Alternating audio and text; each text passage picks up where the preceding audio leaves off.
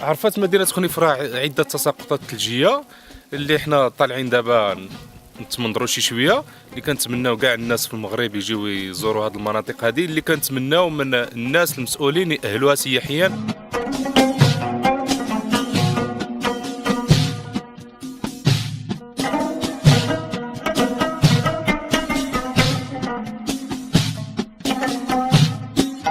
في الحق احنا فرحانين بالثلوج هادو، وجينا من خنيفره باش نجيو الوليدات يلعبوا شي شويه هنايا. في حقها كنشوفوا الثلج مزيان والشجيرات مزيان، الديكور زعما هائل.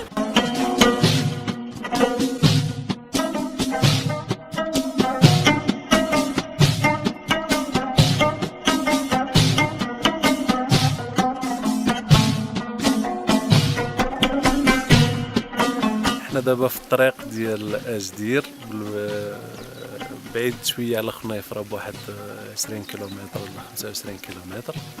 هذه منطقه غايه في الروعه، الطبيعه ديالها اللي كاين فيها اللي تيميزها والتساقطات الثلجيه تكون مزيانه، تعطي واحد الرونق واحد الجماليه لهذه المنطقه.